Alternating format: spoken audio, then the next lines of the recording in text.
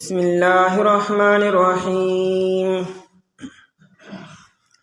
قالوا ادع لنا ربك يبين لنا ما هي. قال إنه يقول إنها بقرة لا فارض ولا بكر عوان بين ذلك فافعلوا ما تؤمرون. قالوا ادع لنا ربك يبين لنا ما لونها. قال إنه يقول إنها بقرة صفراء فاقع لونها تسر الناظرين. قالوا دیوی ادعو لنا دعا والا زمون د پارا ربک در خپلنا یبین لنا چی واضحا بیانو کی منتا ما هیا کہ سرنگ دلاغوا. قال او فرمائے موسیٰ علیہ السلام انہو یقولو یقیناً اللہ تعالی فرمائی انہا بقرتن یقیناً دا یو غوادا لا فاردن چی نبوڑے دا ولا بکرن او نجوان دا عوان درمیان دا بین ذالکا پمیند دی کے ففعلو پستاسو کے ما تؤمرون ہا چتاستا حکم کولیشی. قالو دیوی ادعو لنا ربکا دعا والا زمون دا پار درخپلنا یبین لنا چی واضحا بیانو کی منتا ما لونها چی صدی رنگ دا دیغوا. قال او فرمائل موسیٰ علیہ السلام انہو یقولو یقیناً اللہ جل شانہ فرمائی انہا بقرتن یقیناً دا یوغوادا صفراء زیڑدا فاقعن تیز زیڑ دے لونها رنگ دا دی تسر الناظرین کہ خوشالوی کتن کلرا.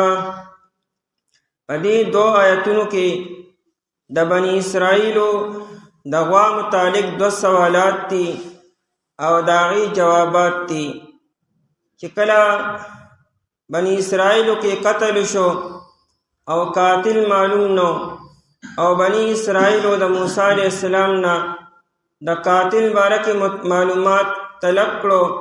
موسیٰ علیہ السلام دعا اکڑا اللہ جل شانہ حکم رونے گو یو غوا علالکے او داغی یو عیسیٰ دی منی سرو لگوے منی برا جوندیش او دخپل قاتل نم پخپل باندیوالی. بنی اسرائیل میں دا خبر عجیبو لگے دا چی دا منی دا جوندن سر دا غوا سا مناسبت و سر بدتے دا همون نچ تمخ کی دلی دی نام اوری دلی دی چی پا دی طریقے سر بمڑی جوندی کی گی و آغا بیا بیان کی. و چونکہ موسیٰ علیہ السلام متد اللہ جن حکم بیان کو نبیا دی دغوا متعلق سوالات شروع کرو. دی اصل کے پا دی کوچ کیو دی دا تحقیق و تلاش کو چی آخر دا سے کم یو غواوی چی داغی دا وجن بمڑی جوندی کی گی یعنی آیا دا دی غواب اخبر ذاتی سے صفت وی پائی کہ بذاتی دائی سا کمالات پراتوی چی دائی دو جن مڑی بجوندی کی گی ورنہ دا مڑی جوندی کے دل ہو پا دی طریقے سر ممکن ندی. نو دی بیا دا غوا دا عمر بارک تپوس شروع کو چیرہ دا سا خاص عمر بید دی چی دائی دو جن بدا سی وشی یا دائی سا خاص رنگ بوی مونتے عمر معلوم شی اور رنگ معلوم شی او دائی صفت مونتا معلوم شی. نو کی دیش دا چت یو خاص جنس وی او دا یو خاص علاقی وی یا دا یو خاص زی اسیدن کی وی یا پائی کسا امتیازی صفات وی چی دائی دو جمدہ سی محیر العقول کارنامہ بوشی او منی بجوندیشی وغبا بیانو کی. موسیٰ علیہ السلام دیتا ہوئے چی دا خبری پریزے دا عمر بارکی او دا رنگ بارکی او دا عمل بارکی دا اللہ جل شانو حکم دے عمل پیو کے بس یو غوا لانا کے ہو باقی دا ہو اللہ تعالی پا دے کے اثر اچی و مڑی بجندی کی گی. دانے چکنے غوا کے ذاتی سا کمال و صفت تے کله تمامي دنیا غواګانې حلالې کې هغه په مړی باندې واخی او یا مړی په واخی مړی بچرم ژوندې نشي تر څو پورې چې الله جل شانو نه غوښتي. دا خو دلته کې یو خبره ده د الله جل شانو په هر کار کې یو حکمت وي، بلکې ډېر حکمتونه وي. نو پرېږدئ تاسو حکمتونه معلومولو د الله په حکم باندې عمل وکړئ. لیکن دی کم دی صبرېدلو د سوال د پاسه سوال د سوال د پاسه سوال خبره نورم سخته شوه. بخاری شریف کی روایت تے سعد بن ابی وقاص رضی اللہ عنہ فرمائی نبی علیہ السلام فرمائی ان اعظم المسلمین جرما من سأل عن شیء لم يحرم فحرم من اجل مسئلته. په مسلمانانو کې لوی جرم او لوی مجرم هغه انسان دی چا د یو خبرې باره کې سوال وکړو پوښتنه وکړه او دا خبره د مخکې نه جایز او مباح وه روا وه پر د سوال د وجې نه هغه څیز حرام شو په خلکو باندې. که چېرې ده سوال نه وی کړی نو به حرام نه و به حلال و، خو د پوښتنې د وجې نه او د سوال د وجې نه هغه حلال څیز حرام شو. نو پوه شي چې دا سړی ډېر لوی مجرم دی. ځکه چې یو څیز حلال نو دې کې رخصت دی ګنجایش دی په استعمال کې. د حرام خو مطلب دا دی چې اوس به خالم نه ځي. اوس خو که دې وکړو د غضب او د لعنت مستحق به وګرځي.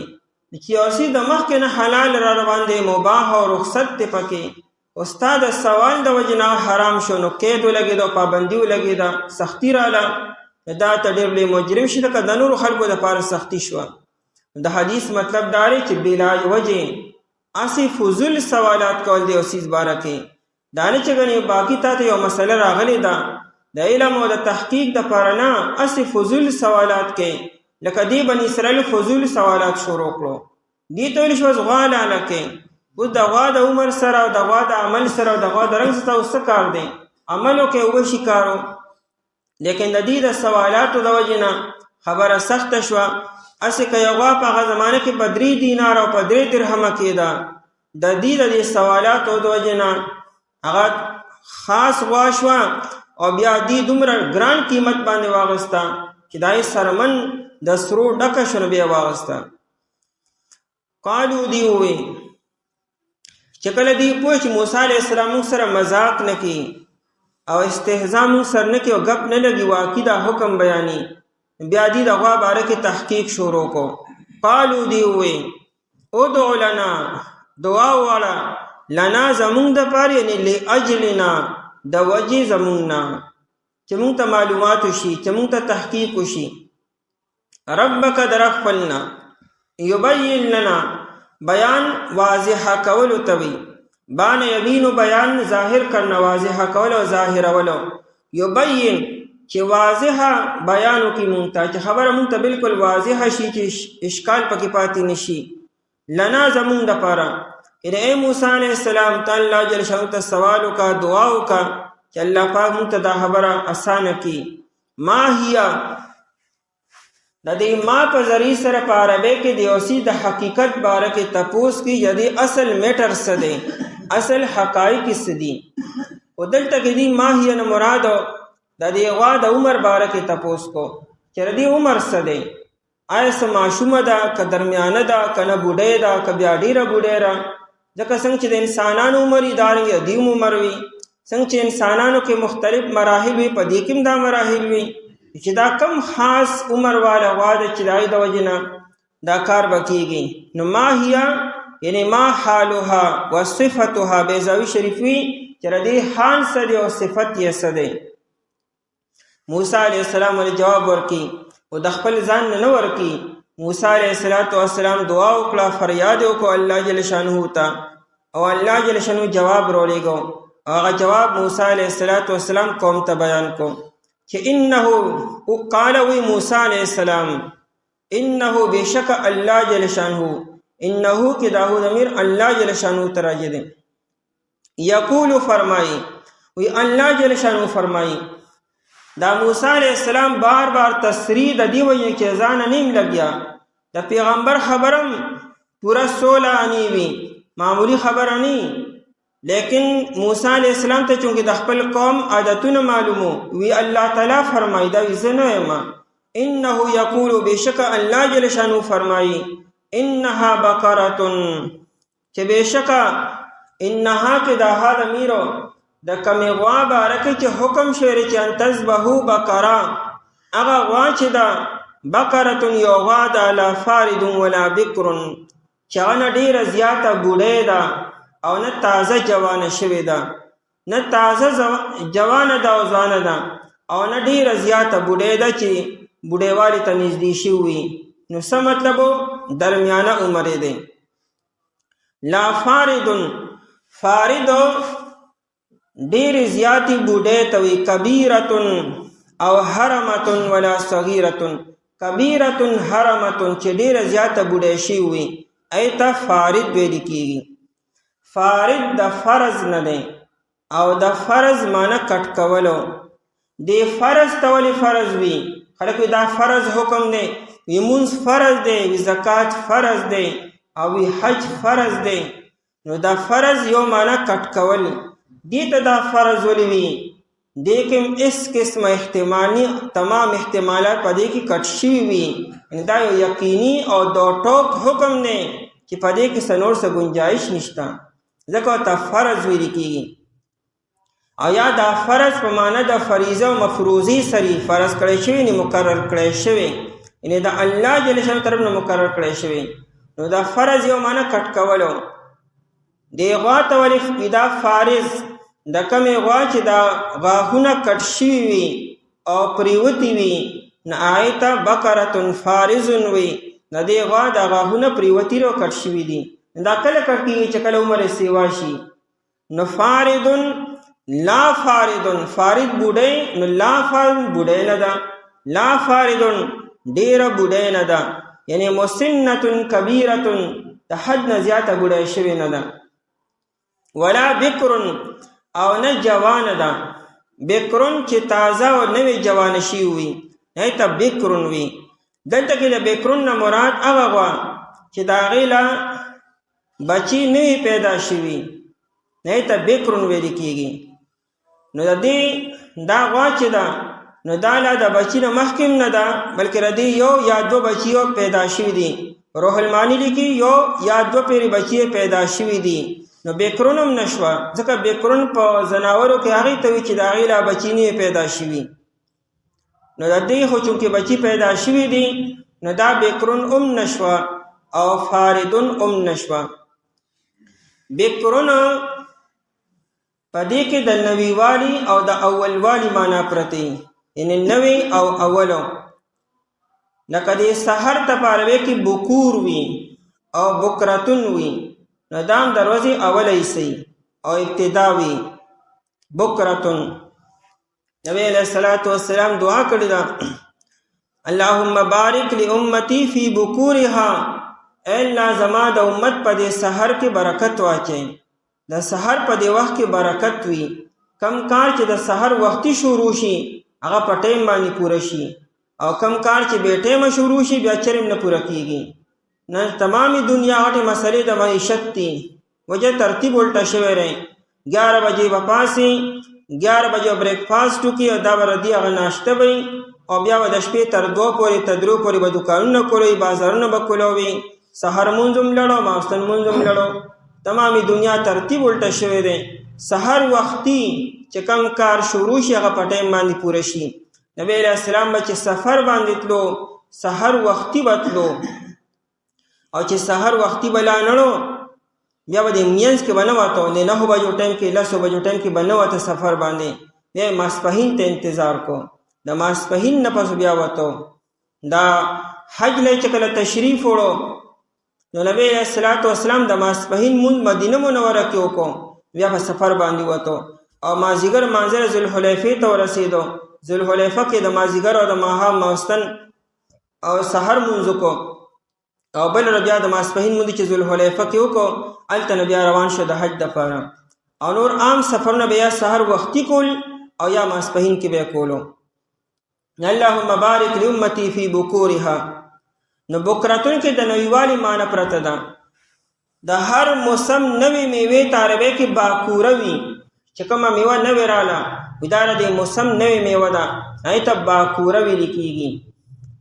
نو باکور او بکرتون کې د نویوالی معنی پرته کم سړی چې سحر وختي پاسي یا مبکر ډیر وختي پاسي دی نو بکرون کې دا نویوالی او د اولوالی معنی ده نو ولا بکرون او دا جوانم نه ده نو بیا څه شو نه درمیانه شوه عوانون درمیانه ده بین ذالک پمیند دی کې اشکال دا دی چې د عوانون درمیانه نو د درمیانه د معنا خو د بکرون او د فارزون نه معلومه شوه چې بوډیم نه ده او جوانم نه درمیانه شوله بیا عوانون ولې وي خله چې عوانون یو وي نو عوان معنا مینځو نو بین ذالک مینځ ته ویل کېږي دا تکرار د پاسه تکرار دی او د الله جل شانو په کلام کې تکرار محض نشته د فائدې لپاره شته خو بغیر د فائدې تکرار پکې نشته جواب دا دی چې دا عوانون ځکه وي چې دا لا فارد ولا بکر نه دا معلومیږي چې نه بوډۍ ده او نه تازه جوانه ده نو سمته بیا ماشومه بچی ده او یا د بوډۍ والی او تازه جوانه مینس کې ده دواړه احتمال شو یا د هغې په مینس کې ده او یا ماشومې بچی ته ویل کېږي چې نه بوډۍ ده او نه تازه جوانه ده چې عوانون وي نو د بچیوالي دا احتمال ته نه وته چې نه ماشومه بچی نه ده بلکې دا د بوډۍ والی او د تازه جوانې په مینس کې ده او دا بین ذالک ځکه وي چې یو دا احتمالم کېدی شو چې بوډۍ والی ته به نږدې بوډۍ خو نه خو بوډۍ والی ته به نږدې وي او یا دا چې د تازه جوانۍ ته به نږدې وي دواړه طرفونو ته احتمال شته جوکاو کېدی شي نو یې بین ذالک بالکل په منځ کې ده د بوډۍ والی او تازه جوانۍ بالکل په منځ کې ده دا نه چې یو طرف ته بل طرف ته مایله شوې ده نو ځکه بین ذالک وي ففعلوا موسی علیه السلام ورته دا په کومو خبرو اخته شوي خدای بندګانو دا څه د عمرونو تپوسونه کوئ ففعلوا پس وکئ تاسو دا حکم د موسی علیه السلام د قوم ته ففعلوا وکئ تاسو ما تؤمرون هغه چې تاسو ته حکم کولی شي خدای مو پوهه کړه غواړه لکې پرېږده دا خبرې چې عمر سونه دی لیکن هغې کوم دی کې صبرېدلو نو دویم تپوس وکړو قالو دی ووی ادعو لنا ربک دعا وغواړه زمونږ دپاره د رب خپل نه یبین لنا چې واضحه بیانو کې مونږ ته ما لونها دا ما ځان دی لون ځان نه دی ما استفهامیه یعنې څنګه دی لونها رنگ د دی لون جمع الوان نازي رنگ یې څنګه دی دیوی کېدی شي رنګ کې به څه چلی نو ځکه د عمر نه خو خاصه خبره معلومه نه شوه چې ګنې عمر خو دک کوي داسې غواګانې خو په دنیا کې دیوی کې د رنګ د وجې نه بس مونږ ته څه نوې خبره معلومه شي نه ما لونها څرنګ د رنګ د دی موسی علیه السلام ته فرمایي قالو فرمایي موسی علیه السلام انه یقول بشک الله جل شانو فرمایي انها بقره صفراء یقینا دا یو غوا ده صفراء زیړه ده صفراء او اصفر زیړ رنگ ته ویل کېږي زیړ رنگ په عربی کې لون بین البیاض والسواد د سپین او د تور په منځ کې چې کوم رنګي آیت زیړ رنگ او اصفر او صفرا ویل کېږي یا دې رنگ زیړ دی نو خو فاقعون ډیر تیز دی زیړوالی ده دی فاقع شدید الصفرة ته وي چې دا زیړوالی ډیر تیز وي او خالص زیړه وي دا فاقعون ځکه وي چې دا نه چې نور رنګونه پکې هم شته یعنې تور او سپین او وغیره رنګونه هم شته او زیړ پکې هم دی یا دا نه چې زیړوالی غالب دی او نور رنګونه پکې کم دي وینا مکمل زیړه ده مکمل رنګ یې زیړ دی او بندا چې زیړوالی تیز او خالص دی دا فاقعون دا د صفراو دپاره تاکید دی چې دا زیړوالی خالص هم دی او تیز هم دی فاقعون همیشه د صفرا دپاره راځي د بل سره پاره نه اصل کې فاقعون کې شدت دی تیزوالی خو هغه تیزوالی چې په زیړوالي کې وي یعنې توروالی دپاره ورته فاقعون به نه راوړي سروالي دپاره فاقعون نه راوړي یا بل داسې رنګ دپاره فاقعون نه راوړي فاقعون به همیشه د زیړوالي دپاره راوړي عرب وی الحمرة اجملو سروالی چې دا ډېر ښکلی ښکاري والصفرة اشکلو خو دا زیړوالی چې دی دا په سترګو ډېر ښه لګي خوشنما لګي والخضرة انیلو او شینوالی چې دی دا بزرګي او وقار دی، دا شینوالی دی کې بزرګي دا وقار دی. د دې وجې د فرشتو جامې اکثر شنې وي او پټکي هم شنوالی وي، او د جنتیانو اکثر لباس هم شین وي. قرآن کریم چې کوم اکثر ذکر کوي نو د جنتیانو لباس به هغه شین لباس وي، ځکه دا په رنګ ډېر ښکلی رنګ دی. او السواد احولو وي دا تور رنګ ډېر خوفناک او خطرناک دی. او دارنګې والبیاض افضلو او د سپینوالي خو به څه ووایي، سپینوالی په دې ټولو کې لوی فضیلت والا رنګ دی.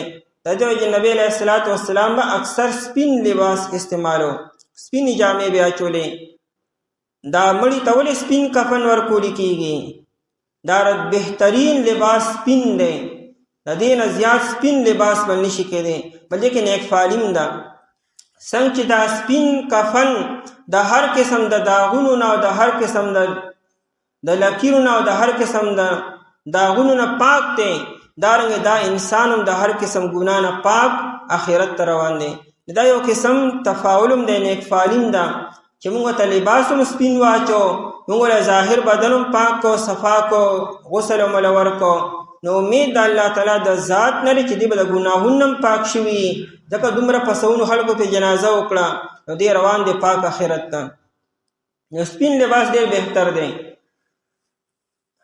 ابن عباس رضی اللہ تعالیٰ عنہ فرمائی من لبس نعلا صفراء، وی چاچی سپین پیزار واچو، من لبس نعلا صفراء چاچی سپین لباس واچو، لم یزل ینظر فی سرورنا دی با ہمیشہ خوشحالوی.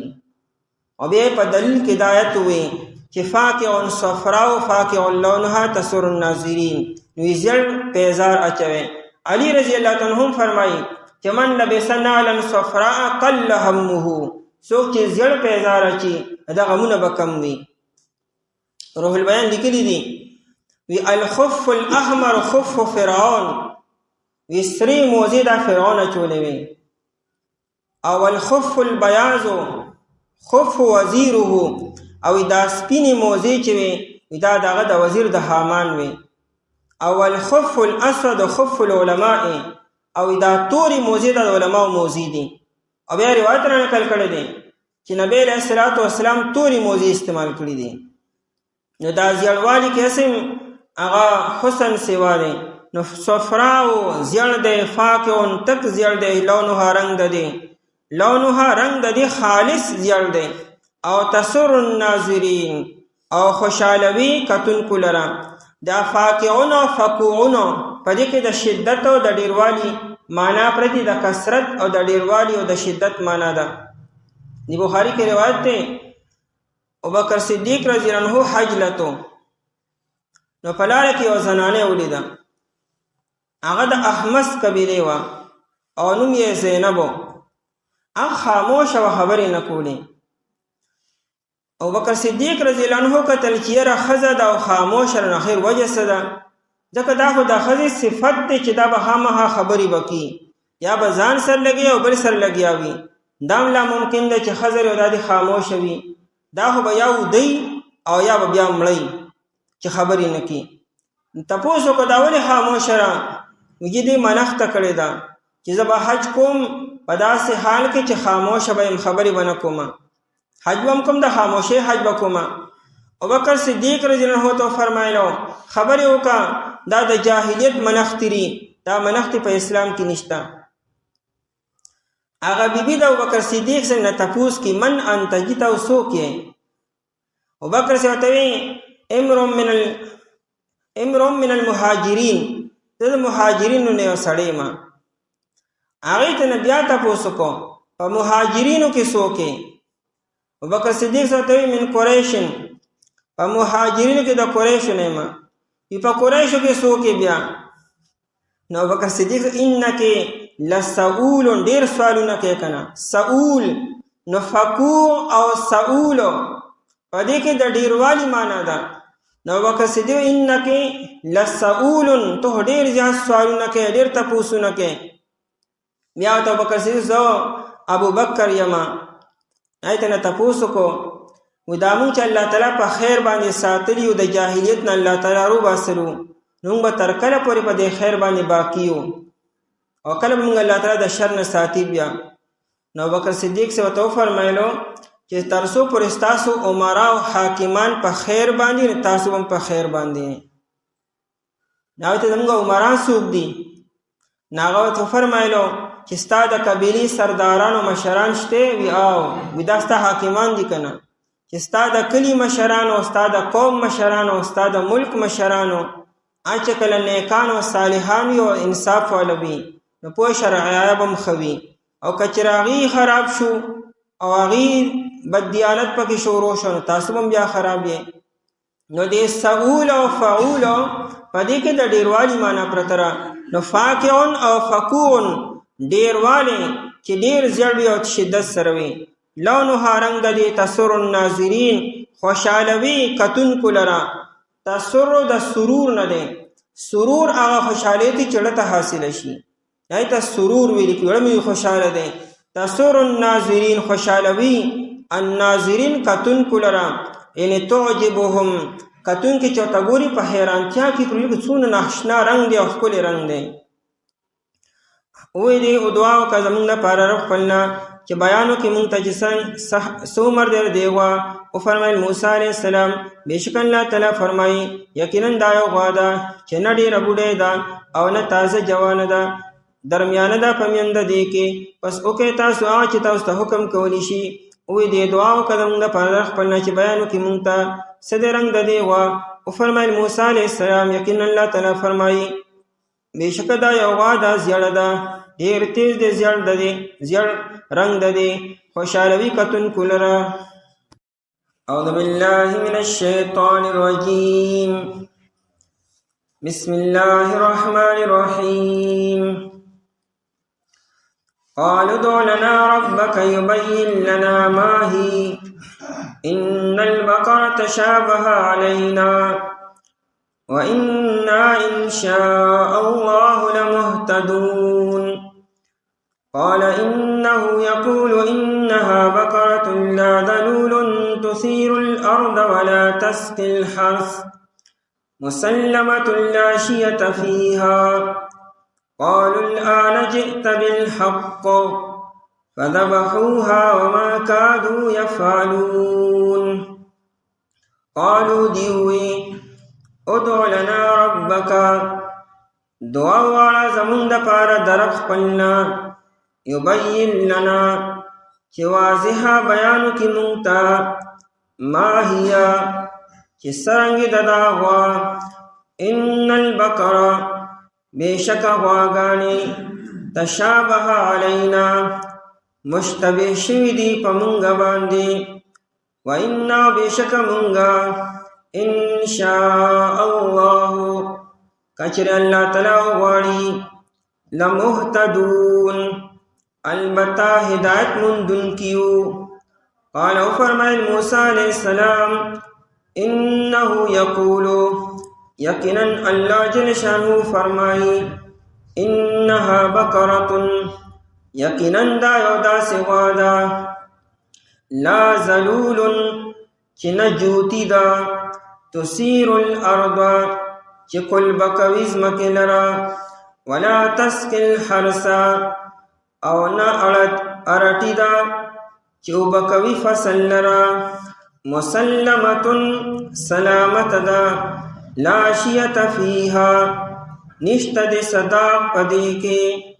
قالو دیوئی الان اس جئت بالحق تارات لوکلو پا حق بیان سرا فزبحوها پس دی علالک لدیوالرا وما کادو یفعلون او دی نزدینو چی داکار یہ کڑوے.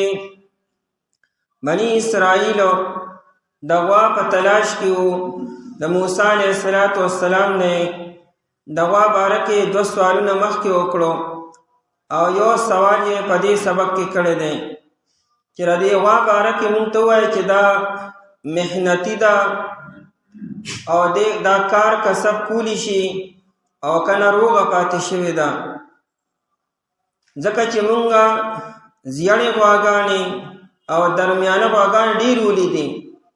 مخکې بیان چې غوا درمیانه ده نه بوډۍ ده او نه بچی ده او رنګ یې زیړ دی. دوی داسې غواګانې خو شته دی، ډېرې دي. دا یو فرق مونږ ته بیان کا چې دا کار کسب کولی شي او که نه. ځمکه اړولی شي، د کوهي نه اوبه روباسلی شي، ارټ چلولی شي، او که نه دا روغه پاتې شوې دې باندې کار کسب نه دی شوی.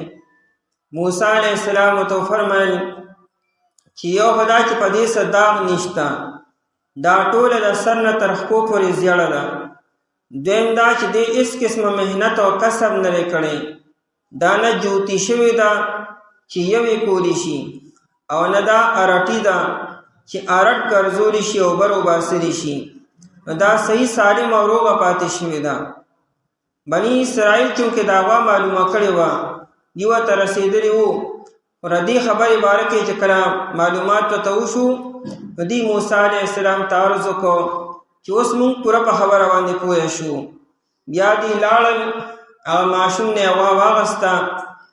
او دې واقعه مخکې مونږ بیان کړې وه، چونکې فرشتې دې ماشوم ته او دې مور ته ویلو چې دا غوا به دغه شان نه ورکوئ، دا به الاله کې د دې سرمن کې چې څومره سره راځي، د هغه سرو په بدله کې به دا غوا خرڅوی به. همدغه شانتې وشوه او دې غوا د هغه نه واغسته او الاله یې کړه، او په دغه طریقې سره بیا الله تعالی مړي راژوندی کړو. قالو دې ووایي دا د قوم د طرف نه دریم تپوس دی، ادعو لنا ربک، دعا واړه زمونږ دپاره د رب خپل نه، یبین لنا چې واضح او صاف بیان کړي مونږ ته، ماهیه چې څنګه د دعوا. دا ماهیه سوال دی مخکې کړو، دا دوباره هغه سوال نه دی.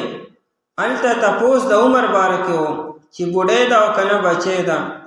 دلته په ماهیه سره تپوس دا یوه د محنت باره کې دی چې اصایمتن هي ام عاملتن، آیا دا په صحرا کې سریدونکې ده، صرف سریږي او د سر څاروي ښیي، او که نه دا په موږي باندې ولاړ دی او ولاړه ده. نو آیا دې باندې کار کسب شوی دی او که نه، یعنې ارټ او یوې وغیره جوتي شوې ده او که نه. دغه تپوس ماهیه سره دی. دا تپوس مونږ ولې کوو؟ ځکه چې ان البقره تشابه علینا، دا ان دپاره تعلیل دی. یعنې مونږ په ماهیه سره دوباره تپوس ځکه وکړو چې ان البقره، دلته کې البقره اسم جنس دی، یو غوا یا یو غوی نه یادي، ډېر یادي، چې داسې غواګانې خو ډېرې شته دی چې رنګ به یې زیړ وي او عمر به یې دغه درمیانه وي.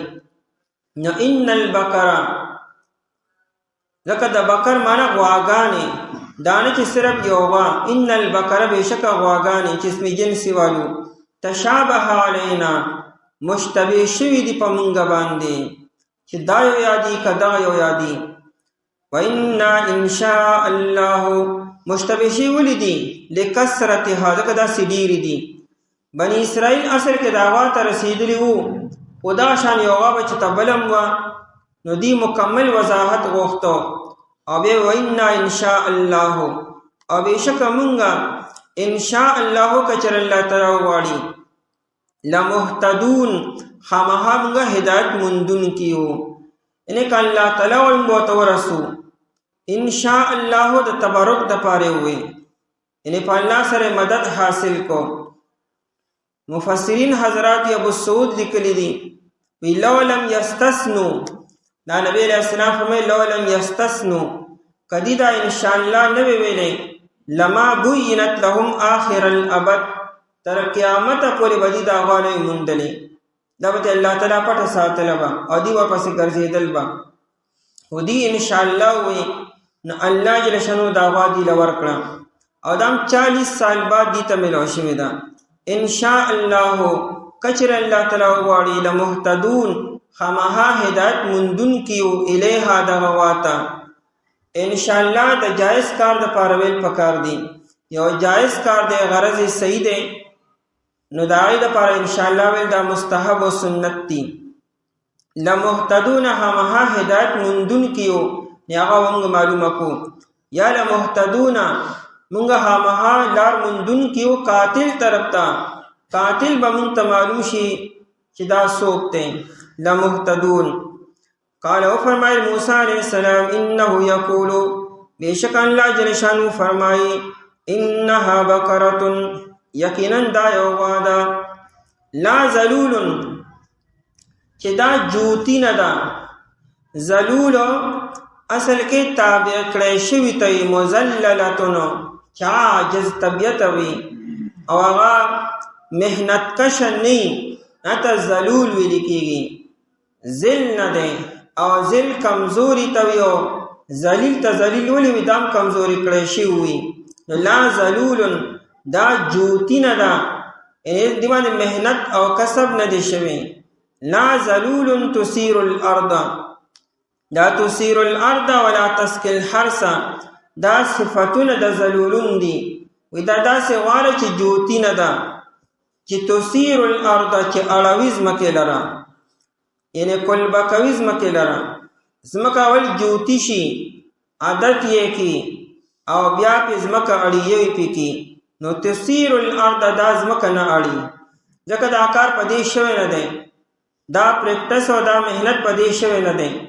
لا ذلول دا جوتی نه دا تثير الارض چې اړوي ځمکې لره او کلبه کوي ځمکې لره. ولا تسقي الحرث او دا ارټیم نه ده. تسقي الحرث چې دا ولا تسقي الحرث دا ارټیم نه ده چې اوبه کوي فصل لره. حرث روح المانی لیکي ځمکې ته ویل کېږي او فصل ته ویل کېږي او کروندې ته ویل کېږي. ټولې معنی پوری شو. ولا تسقي الحرث او نه اوبه کوي فصل لره یا نه اوبه کوي ځمکې لره. دا دواړه کار نشي کولی ځکه دې دا کار د سره شوی نه دی. او چونکې دا غوا اول چې بچی وه نو په کور کې ولاړه وه او چې کله رو لویده نو مالک یې دا ځنګل ته حواله کړه او دې ټول عمر په ځنګل کې تیر کو. نو په دې چا سورلیم نه راکړی په دې چا یو هم نه راکړی او چا پې ارټ هم نه دی ګرځولی نو ځکه دا فصل هم نشي اوبه کولی او دا ځمکه هم نشي اړولی.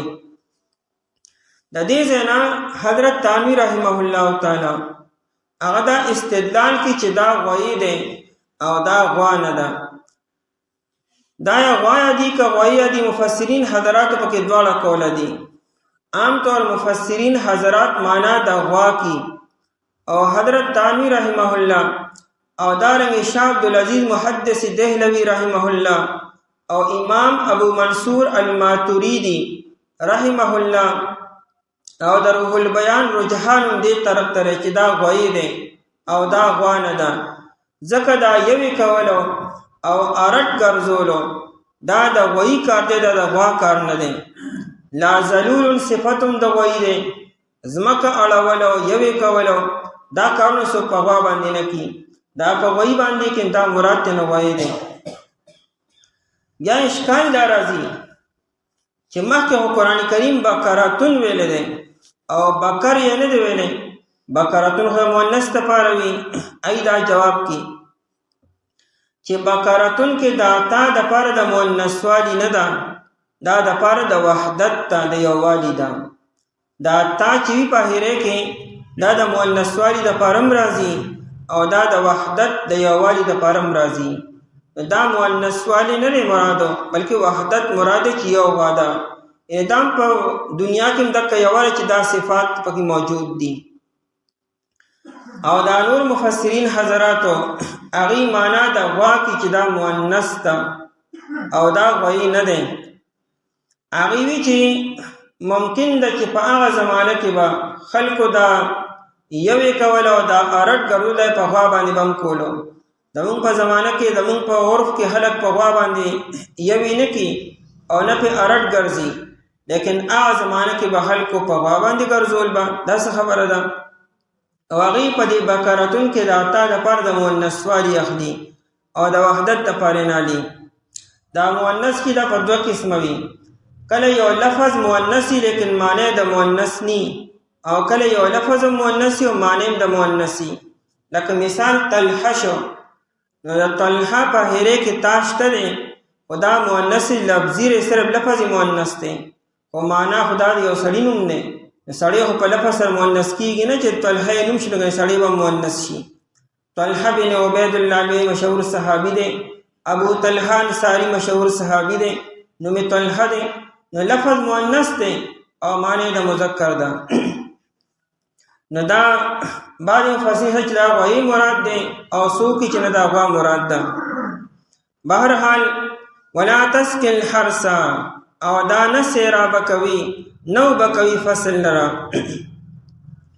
حدیث کې راځي بخاری شریف کې روایت ده نبی علیہ الصلوۃ والسلام د سحر د مون نفسو او فرمایلو چې په تیر شوی زمانه کې یو سړی په غوا باندې سورلی کوله نا غوا به تیز نتله دوالي نو غوا ته الله تعالی گویا کړه چې انی لم اخلق لهذا زما پیدائش د سورلی لپاره نه شوی بلکې خلقت للحرث زه پیدا شوم د کروندې لپاره د ځمکې د اړولو لپاره. صحابه کرام رضی الله عنهم چې دا خبر اورېده نو تعجب یو کو چې بقره تتکلم وام خبرې کی. نبی علیہ السلام فرمایل چې او انی اؤمن بهذا زما په دې خبره ایمان او یقین دی چې هغه خبرې کړې دي او د ابوبکر او د عمر په دې باندې یقین دی. حالانکه ابوبکر او عمر رضی الله عنهما دواړه په دغه مجلس کې موجود نو. بیا نبی علیہ السلام فرمایلو چې یو شپونکي و هغه خپلې بیزي سرولې یو بیړیا راغی هغه په یو بیزي باندې حمله وکړه هغه یې وړه هغه شپونکي ورپسې شو هغه بیزي یې ترې خلاصه کړه هغه بیړیا شرمخ چرې هغه ته ګویا شو چې تا خو د مانه دا بیزه خلاصه کړه او په هغه ورځ به د مانه څوک خلاصي چې په هغه ورځ څوک شپونکي نه د قیامت نه مخکې یادي. نو خلق ووی چې بیړی هم خبرې کې نبی علیہ السلام فرمایل او زما په دې باندې ایمان دی او زما په دې باندې یقین دی چې خبرې کړې دي او په دې باندې د ابوبکر او د عمر خبر ایمان دی. قاضی ابوبکر ابن العربی هغه وی چې لا خلافه په دې کې هیڅ اختلاف نشته دی چې د غوا د پاسه سورلی کول دا ناجایز دي او دا منع دي. دې حدیث ته وجنه په غوا باندې سورلی کول او سوریدل دا منع دي ځکه چې دا کمزوري ده او دا سورلی نشي برداشت کولی. دا د کروندې دپاره ده چې ارټ پې ګرځولی شي کرونده پې کولی شي لیکن سورلی او پې نه کوي. او تفسیر قرطبي هغه په 14مه سپاره کې لیکي والخیل والبغال والحمیر لترکبوها وزینه. هغه وی چې که اس شو او که خچر شو که خره شوه په دې باندې سورلیم کولی شي او داسې هم ساتلی شي. دغه قرآن کریم لترکبوها چې تاسو سورلي وکړئ په دې باندې. دین یو مسله معلومه شوه کم څاروي او کم حیوان چې یو بوج وړي شي او برداشت کولی شي هغه پې کوي به او چې کم نشي برداشت کولی او نشي وړی هغه بیا ناجایز او منع دي. او چې کم یو څاروي تحمل لري نو هغې به کوي که تحمل د سره نه لري بیا چې څومره بوج هغه وړي شي هغه هم راپرې راپاسه اچوي. حضرت عمر رضی الله عنه یو سړی صرف په دې خبر باندې ووهو چې هغه په یو اوښ باندې د حد نه زیات بوج اچولی و. نه و چې دا خو ظلم دی او زیاتې دی اوښ باندې بوج وړی شي خو د حد نه سوا پرې نه وړي چې څومره هغه وړي شي هم راپرې اچوي. یا ځناور هم باقاعده حقوق دي او د دې باره کې هم باقاعده تپوس به کېږي.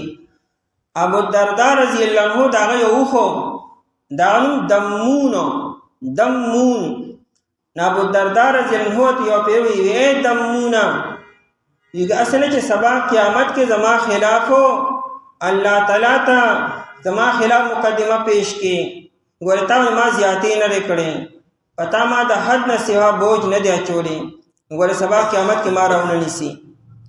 نبی علیہ السلام یو باغ ته داخل شو هلته یو اوښ ولیدو هغه اوښ په زوره باندې اواز وکړه نبی علیہ السلام ته او بیا نبی علیہ السلام خواله راغی د سترګو نه اوښکې به د اوښ د سترګو نه اوښکې به دی. نبی علیہ السلام ولا په دې مارې باندې لاس راغو په سټ باندې هغه اوښ نبی علیہ السلام سره خبرې وکړې.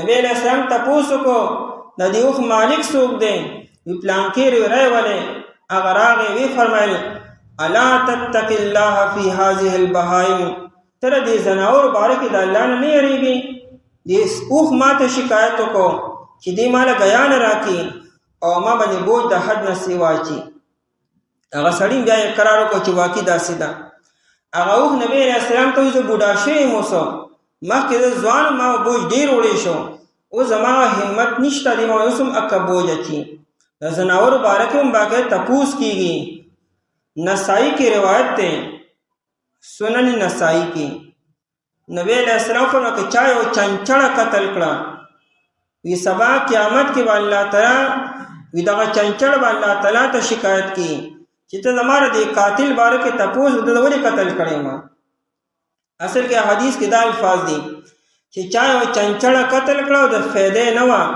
یعنی سم مقصد د پاره نه یو خدا چې دوايي د پاره هغه ولې احکار کوي یا د وحی د په بیا ټیک ته صحیح ده اوستا مقصود نه وه حاصلول دي او نه داینه سفیدا غسر اسی خوند د پاره صرف نشانه بازی کې نو نسائی کې نبی علیہ الصلوۃ والسلام فرمایي چې دغه چنچړه به سبا قیامت کې الله جل شانو ته فریاد کی چې دې قاتل نه تاسو کو ولې قتل کړي ما نبی علیہ الصلوۃ والسلام باقاعده د زناور حقوق بیان کړی دي ابو داؤد شریف کی روایت ته نبی علیہ الصلوۃ والسلام فرمایي نہا رسول اللہ صلی اللہ علیہ وسلم عن التحریش بین البہائم زناور بخپلو کی جنگیم نا دا نبی علیہ الصلوۃ والسلام منع کړی دا چې زناور خپلو کی جنگول مقابله کوله دا میلو کې د چرګانو منځ کې جنگو د سپو منځ کې جنگو د نور حیوانات منځ کې خلق جنگونه کی نبی علیہ الصلوۃ والسلام صفا منع کړی دی خبرینا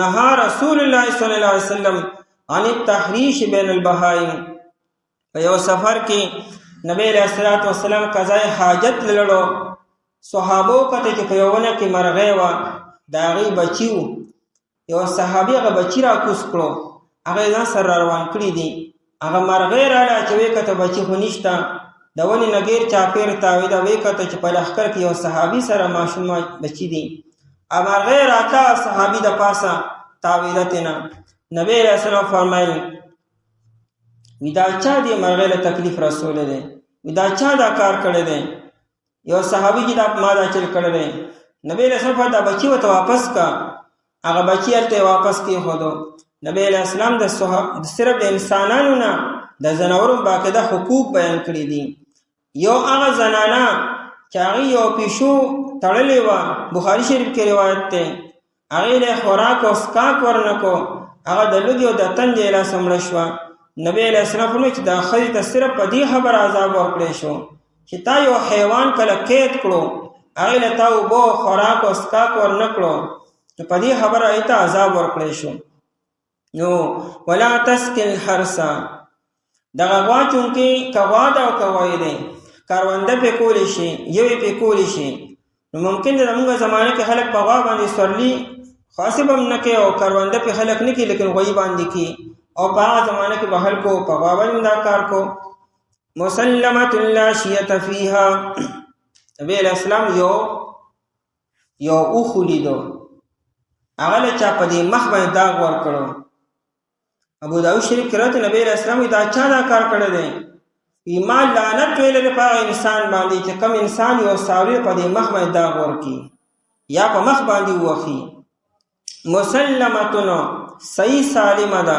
مسلمتن سلامت ده لا شیت فیها نشت د صداق پاغی کی شیتن مصدر ده وش الصوبه عرب اغازه کی وی چې کله دا کپڑا په کډه باندې جوړای نیو تار یو شانتی بل تار بل شانتی په هغه زمانه کې بهر کو دا کپڑا په کډه جوړولا اوسې ماشینان باندې جوړي نو په دې کډه دوران کې جوړولو دوران کې مختلف تارونه مختلف رنگونه پکې خلق شامل کی دا واقع عربي وشس صوبه وی کپڑے مخلوط کړه مختلف رنگونه پکې راوستو نو لا شیتا نشته د صداغو د زیړوالی نه علاوه بل یو داغ پکې بالکل نشته او روح البیان لیکي وی تر دې چې دا نکونه او دا خکر یې زیړ دي عربی کې چغل خور ته نمام ته واشی ویل کېږي واشیتونو نو هغه دا چلی کنه هغه مختلف رنگونه یو ځای کې دروغ او رشاق په لګي یو ځای کې او خبره ته یو ته نمام ته ځکه واشي ویل کېږي لا شیت فیها نبی علیہ الصلوۃ والسلام لعنت ویل دی بخاری شریف کې روایت ده الواشمه والمستوشمه نبی علیہ السلام لعنت ویل دی پاغه زنانه باندې چې هغه ځان په دې مخ باندې داغ لګي واشمه داغ لګونکي دا پستن باندې دا مخ او یا لاس اوس خلکان ماشاءالله جنکه جوړی شوی دي I love you هغه په لاس باندې ځان لیکي نو هغه ستن باندې هغه لاس ځان له وکني ای نوین روباسي پای کې شیشي رنگ واچي یا یو بل داغ پکې بل سو رنگ پکې واچي هغه نه پوخ داغ جوړ شي نبی علیہ السلام لعنت ویلره الواشمه والمستوشمه څوک چې دا کسب کی کاریګری کې او کمی خزل چې دا الفاظ او دا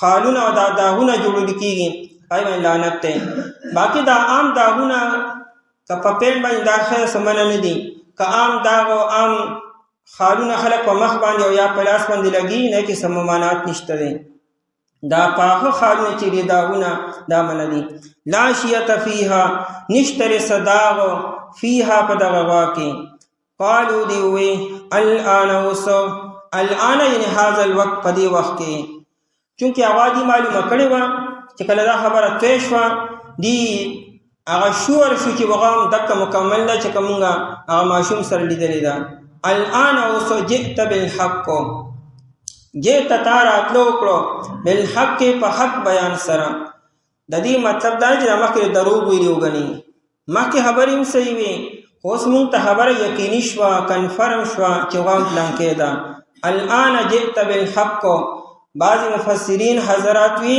چې الان جئت بالحق سره دي کافران شو چې چا دا وینا کړی دا دا دې مطلب سره مخکې دروغ وینا و لیکن روح المانی وی چې نه جئت بالحق ویل سره دي کافران لري دي د موسی علیه السلام د خبرې تکذیب نه کړي لیکن اوس ته خبره نور واضح شوه فذبحوها فذي الا لکړه دیوالرا اغالره وایغستا ای چې تاسو نه قیمت ویلو او بیا الا لکړه وما كادوا يفعلون او دی نږدې نو چې دی دا کار کړی وي دا کار دی تاسو ګرانو خوې کو ولې وته ګرانو ذکر دومره سوالات دی وکړو خرچه سوالات دروازه بند کړه کله دا چې دا چا سره دا پکم کلی کې دا پکم ملک دا کله پیدا شوی دا تاریخ ډیټا برت مونږ ته وایا پلان کې نو دا سوالات شبل اسو یادا ما کادو يفعلون ادمره ګران قیمت یو چې دې ته دا خبر ډیره ګران شو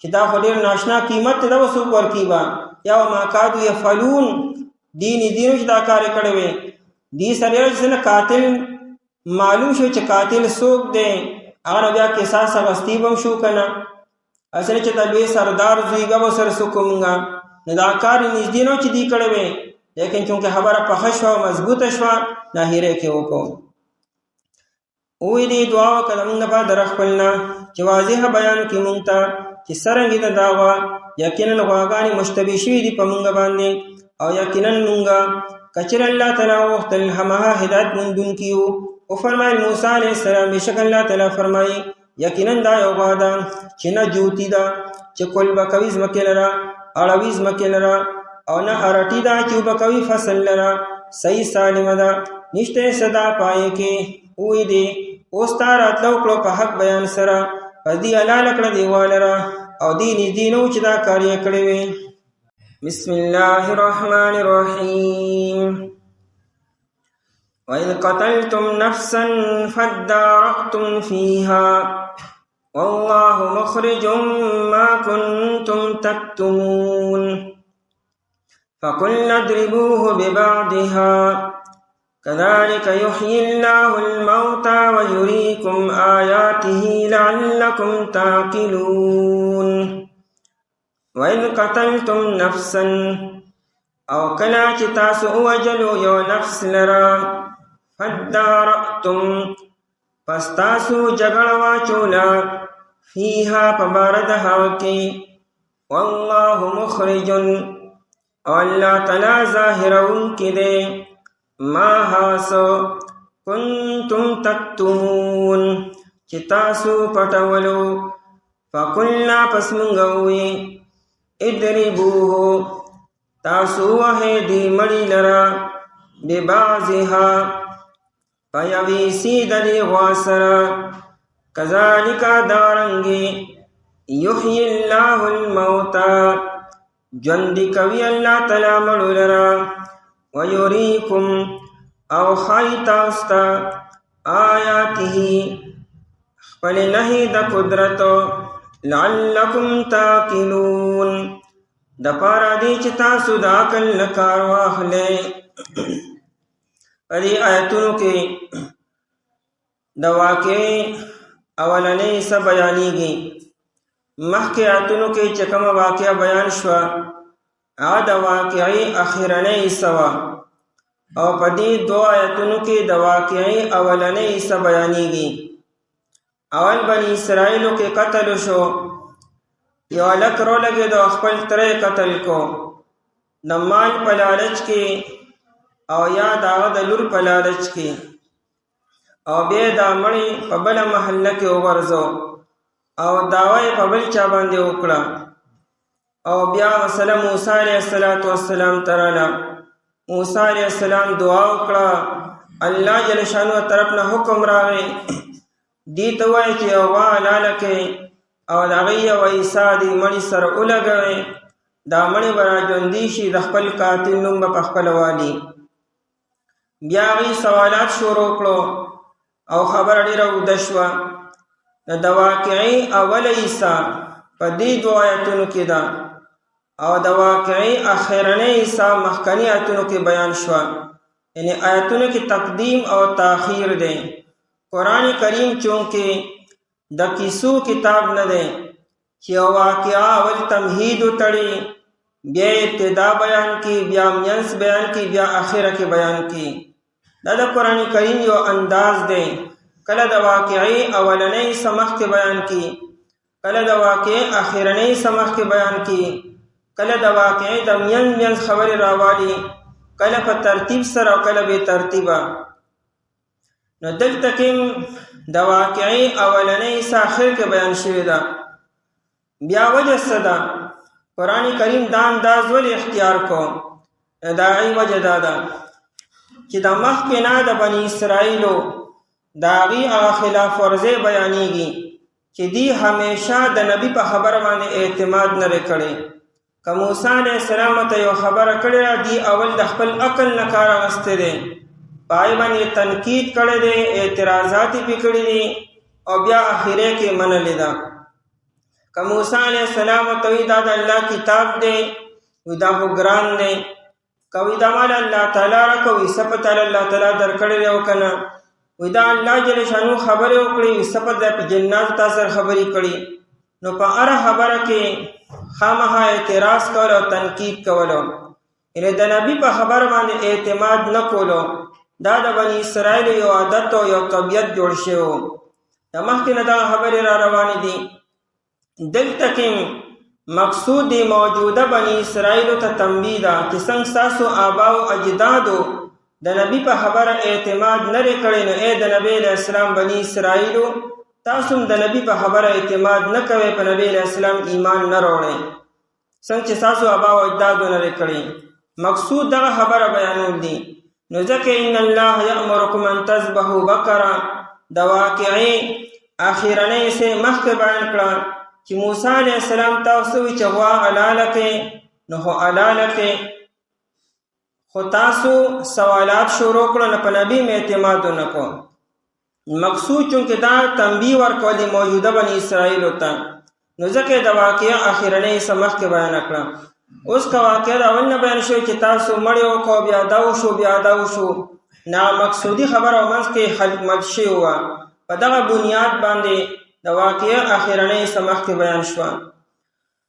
او امام ابن عاشور چې دی هغه په خپل تفسیر کې وایي چې دا دوه ځان له واقعې دي.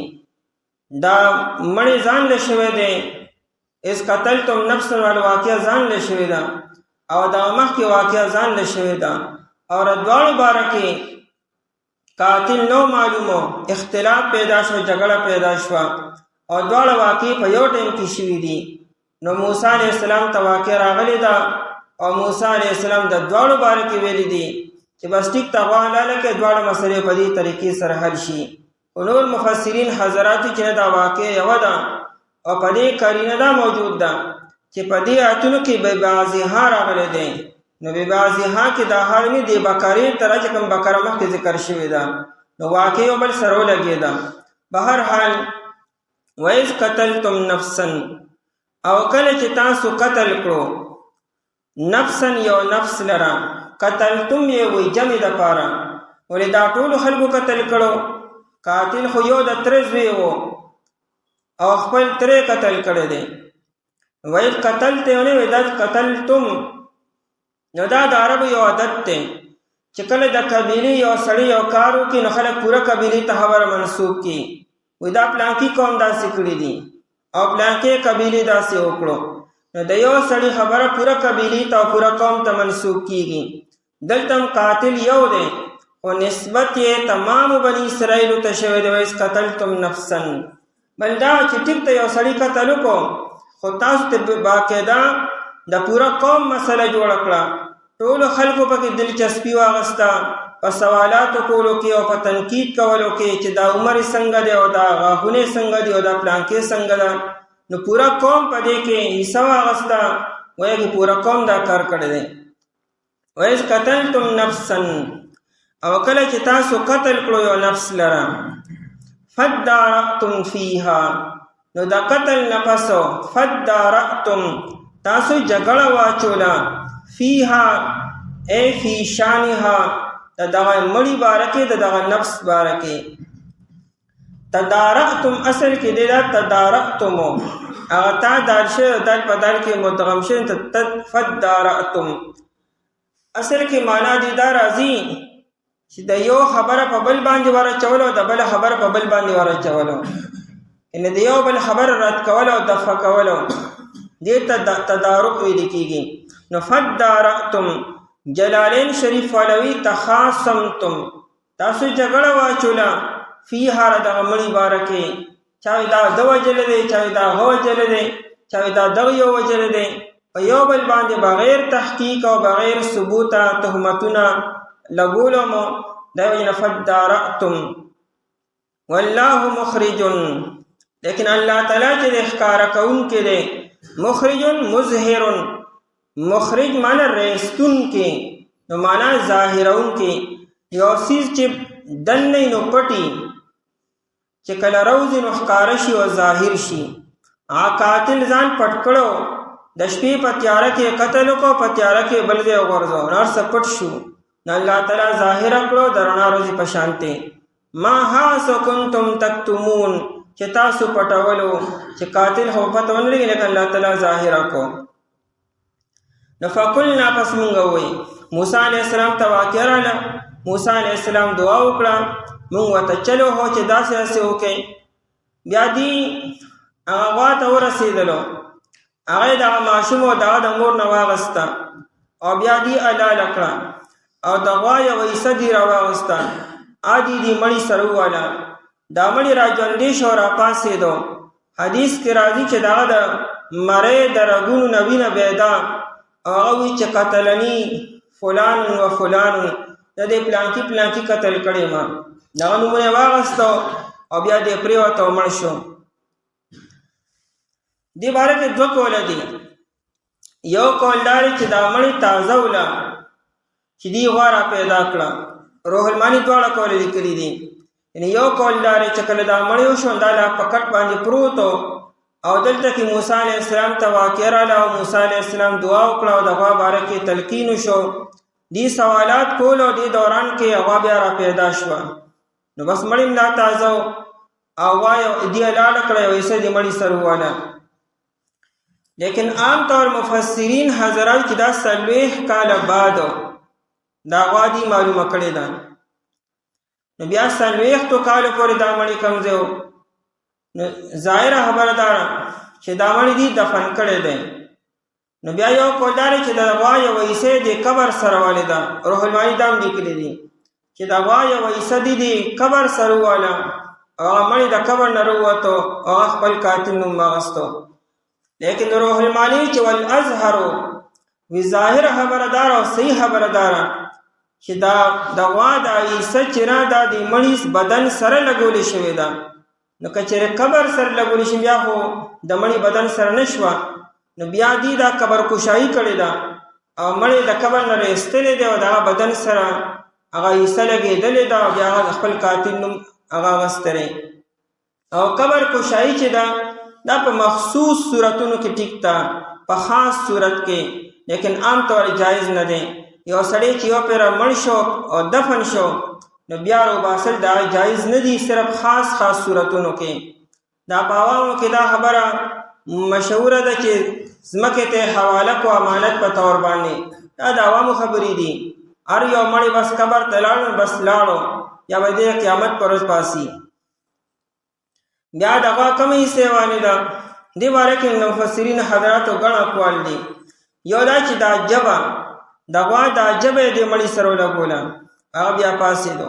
دویم دا چې د دې دوو ولو په منځ کې چې کومه غوښه ده.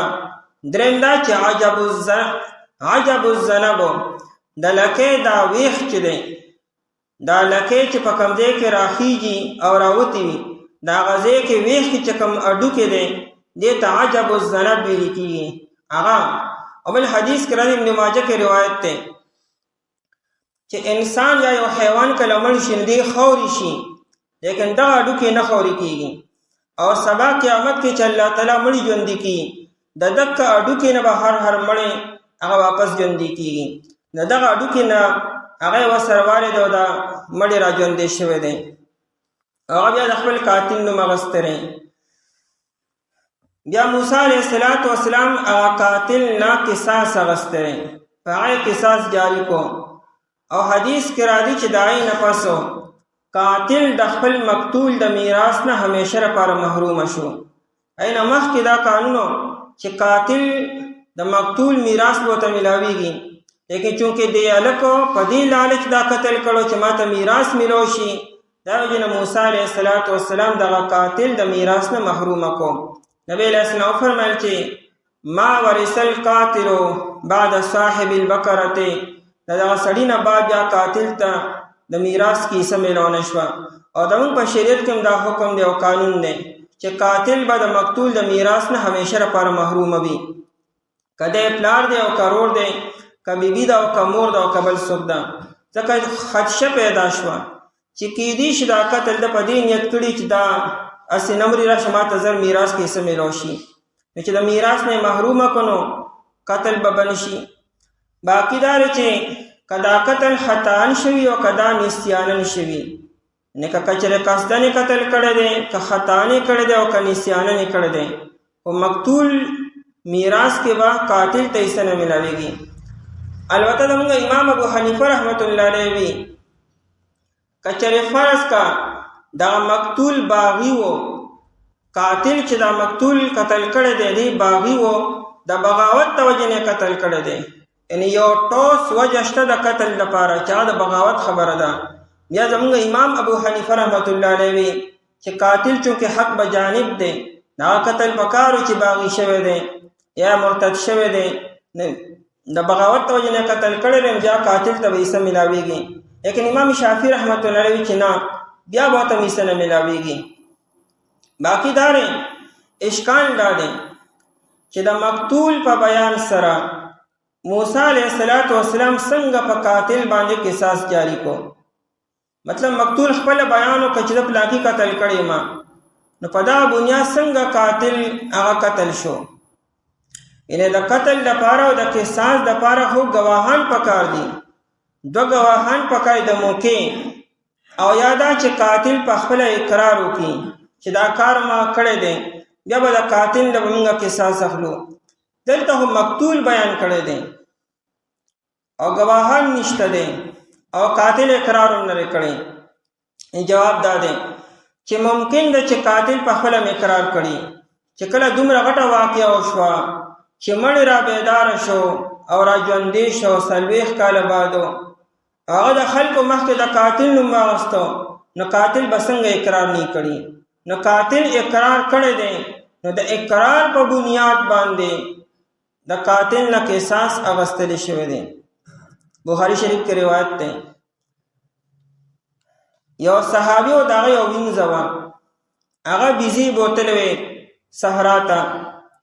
هغه وینځه ماښام رانله، بیزي هم رانلې. مالک سره غم شو، هغه لاړو معلومات یې وکړو. هغه وینځه یو ځای کې د مرګ په حالت کې پرته وه. اصل کې یهودي و، د دغه وینځې په غاړه باندې یو قیمتي هار و د سپینو زرو یا د سرو زرو. هغه یهودي رو لګېدو، دغه جینۍ یې د دوو ګټو په منځ کې کړه، سر یې ولې چکني کو، هغه هار یې ور د غاړې نه واغستو. او چونکې صحرا وه، څوک هم نه، د موقع څوک موجود هم نو. د یهودي دا خیال و چې ګنې دا جینۍ مړه شوه، ای کې ساه و. ماښام چې دا سړی لړو ویې کتو چې بیزي دغه شان ګرځي. بیزي یې راجمع کړې، ویې کتو هغه وینځه یو ځای کې پرته ده د مرګ په حالت کې. هغه نبی علیه الصلاۃ والسلام ته راوړلې شوه. نبی علیه الصلاۃ والسلام وفرمایل چې دې وینځې ته د دغه علاقې د مشتبه خلکو نومونه ورته والې چې په چا چا باندې شبهه کېدی شي دا کار به دې کړي. نو هغه وینځې ته د یو سړي نوم اخیستی، دا پلانکي ته قتل کړی، ایو خبرې نه شو کولی، لیکن په سر سره او په سترګو سره اشاره کولی شوه. د یو اتل نوم ورته باقاعده اخیستلی شو، هغې انکار کو. چې کله دا یهودي نوم ورته واخیستلی شي، نو هغې په سترګو سره اشاره وکړه چې او پلانکي قتل کړی ما. بیا وینځه وفات شوه. نبی علیه الصلاۃ والسلام هغه یهودي هغه گرفتار کو. د هغه یهودي نه باقاعده اقرار واغستلی شو، نو هغه اقرار وکړو چې دا کار ما کړی دی. نو نبی علیه الصلاۃ والسلام هغه یهودي سره هم اکه طریقه وکړه کومه طریقې چې وینځې سر کړې وه، یعنې د هغه سر هم باقاعده د دوو ګټو منځ کې جمع کړی شو، ووالې شو او قتل کړی شو.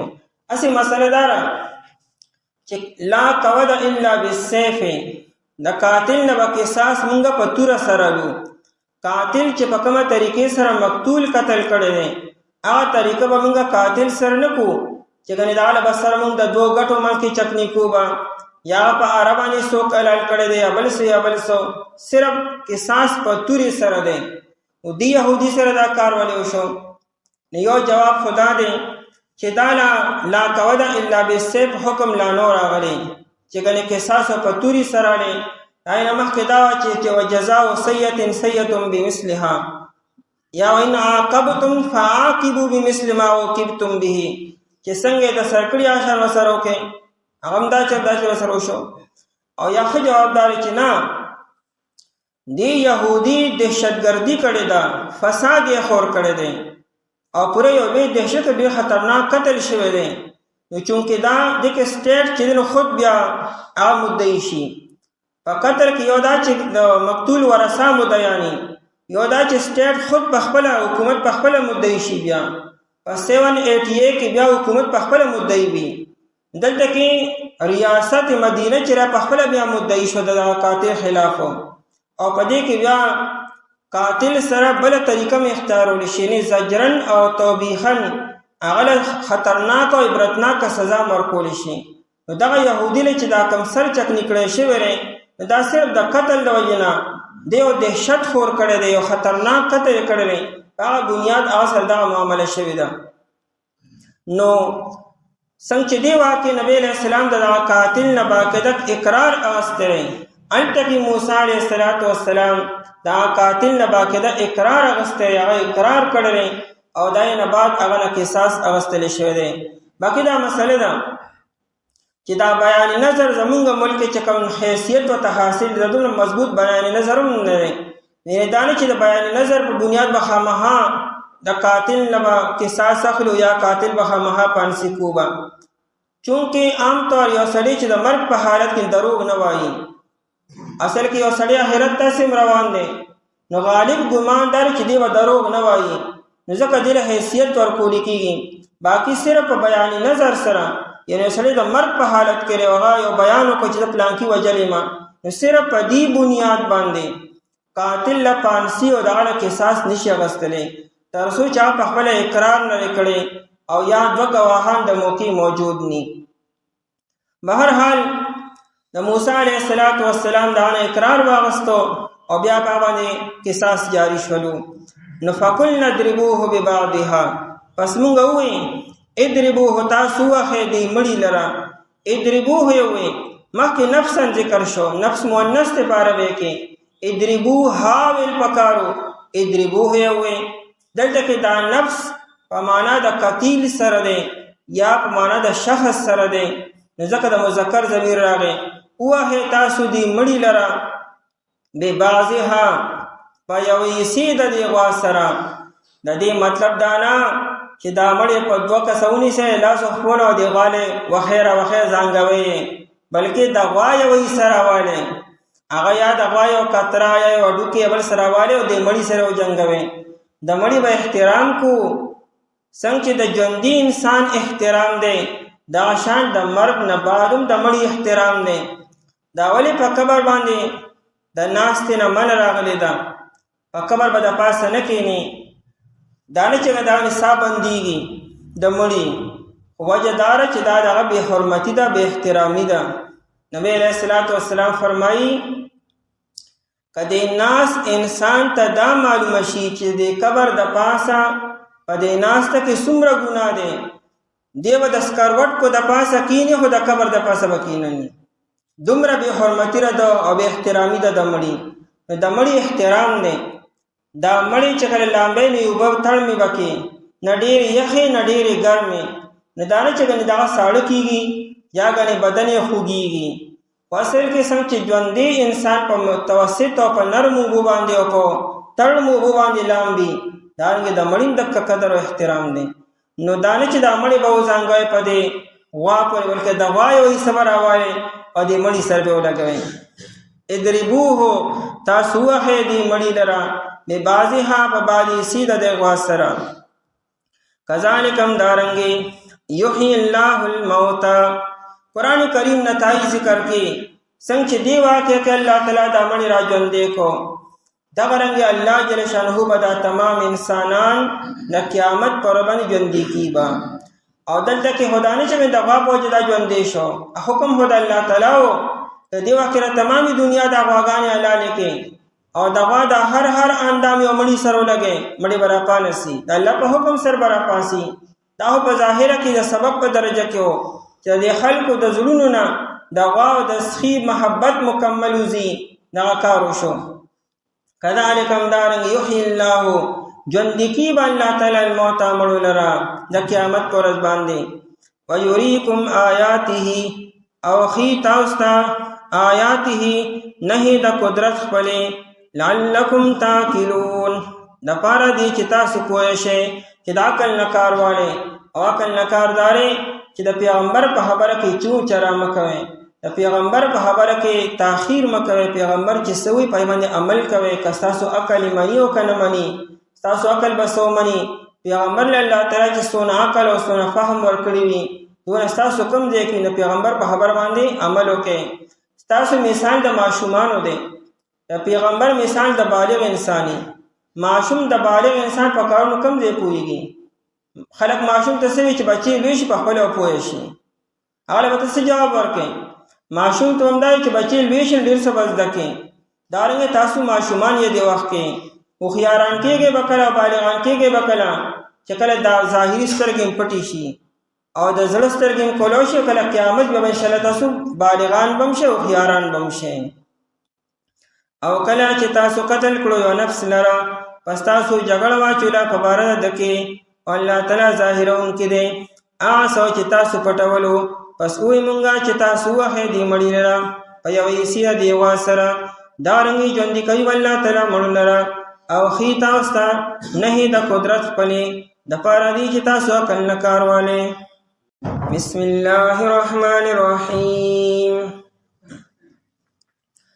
ثم قست قلوبكم من بعد ذلك فهي كالحجارة أو أشد قسوة وإن من الحجارة لما يتفجر منه الأنهار وإن منها لما يشقق فيخرج منه الماء وإن منها لما يهبط من خشية الله وما الله بغافل عما تعملون ثم قست قلوبكم بیا سخت شو زړونه ستاسو من بعد ذلك پس د دینا فهي كالحجارة پس دا زړونه پشان د کاڼیو او اشد قسوة یا زیات سخت د دینا وان من الحجارة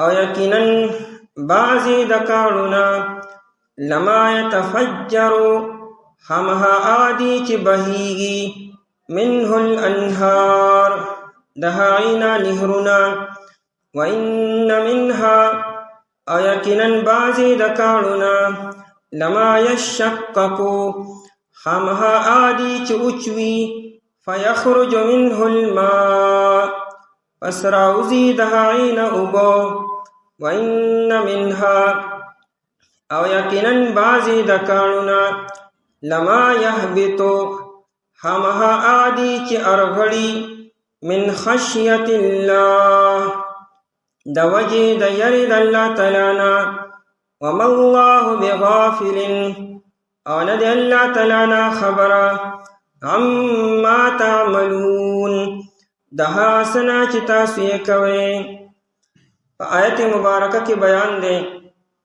کہ کل انسان مسلسل نافرمانے کی خلاف ورزی کی گناہوں کی شرارتوں کی داغی اثر د انسان په زړه باندې ورزیږي او دا زړه سخت شي او دا سختوالی په شان د کاڼي شي لکه څنګه چې کاڼي کلک او سخت دی دارنګه دا زړه سخت شي دین د الله تعالی نه بیا یریږي او نه چرته د الله تعالی د یرینا د سترګو نه اوښکې بهیږي مخکې نه سلسله د بني اسرائیل شروع دې ته قسمه قسم معجزې وښودلې شوې قسمه قسم تنبیحات الله تعالی طرف نه رالو لیکن د هغې باوجود د دې زړونه سخت او سخت شو د نبی علیه الصلاة والسلام د زمانې یهود او نصاراو ته خطاب دی چې د دې هر څه باوجود تاسو د الله تعالی نه یریږئ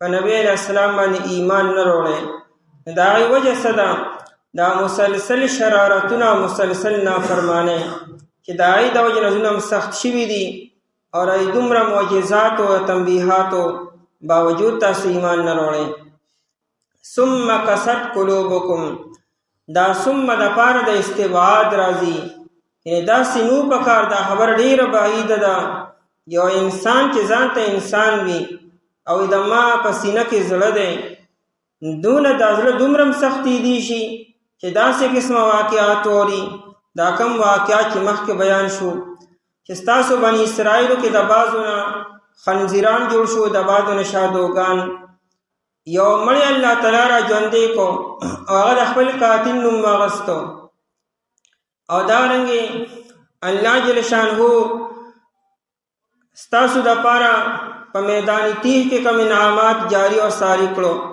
د وچ کاڼي نه تاسو لپاره اوبه روانې کړې دا دومره واقعاتو شو او د هغې باوجود ستاسو سختي او یریږئ نه ثم قست قلوبکم بیا سخت شو زړونه ستاسو قسوتن په عربۍ کې اصل کې الیبس والصلابتو دا یو څیز چې کله وچ شي او سخت شي دې ته قسوتن ویل کېږي الیبس والصلابتو نو دا زړه چې دی دا وچ شوی دی او سخت شوی دی وچ شو نرمي ترې نه ووته او د الله تعالی یره ترې نه ووته نو سخت شو په شان د کاڼي قلوبکم زړونه ستاسو دا محاوره ده اصل کې استعاره ده یعنی یو تشبیه ده زړه خو کاڼي نشي جوړېدی ځکه زړه د غوښې نه جوړ دی پای کې وینه در څنګه به ترې نه کاڼي جوړ شي دا تشبیه ده په شان د کاڼي چې څنګه کاڼي کې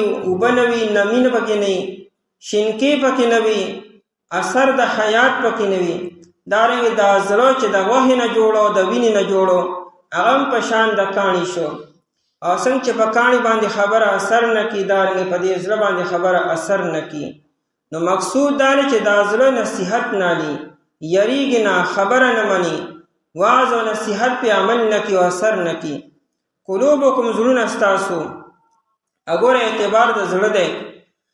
انسان کې دارومدار اصل کې په زړه باندې دی. دا زړه د بدن بادشاه دی. ځکه نبی علیہ الصلوۃ والسلام فرمایي چې په دې بدن کې یو ټوکړه ده، الا ان فی الجسد لمضغه، په دې بدن کې یو ټوکړه ده، کچېر دا ټوکړه سم شټول بدن به سم شي، او کدا کو ټوکړه خراب شټول بدن به خراب وي. الا وهي القلب، الا وهي القلب، الا وهي القلب. دا خبره په غور سره وره، دا ټوکړه ګورې زړه دی، دا بل ځای نه دی. دا زړه له اعتبار دی. نو ته کې د قلوبکم د زړه ذکر وکړو. د دې وجنا د ایمان تعلق له سره دی. دړه مشرک او کفر او نفاق او شک او شبهه او باسن ایمان برازي.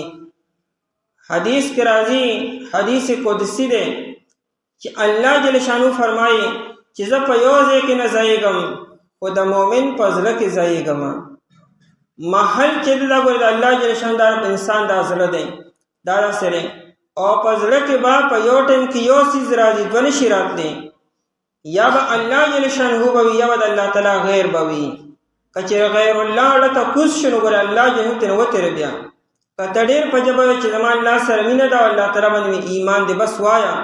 ولکه غیر الله رضی ور کړی الله به نشتا، او چې کله الله جل شانه راغی غیر الله به نبی اوزي دانه چې کني کچھ لو کچھ دو نیم بلوي لکه غیر الله نیم الله تعالی داس نشي کېدی. الله ډیر لوی غنی دی، چې کله غیر الله له ترازی الله تعالی بیا بے نیاز دی، الله یې بداونه وزي. د دې وجنا انبیاء کرام علیهم السلام او بیا د هغې شاګردان او د مشایخ او صوفیه کرام د انسان په زړه باندې لومړنی دا کړي چې دا زړه سم شي او پاک او برابر شي. کنینو کب ظاهر بدن ډیر پاک او صفا کې او زړه پاک او صفا نه نو ناکام یې.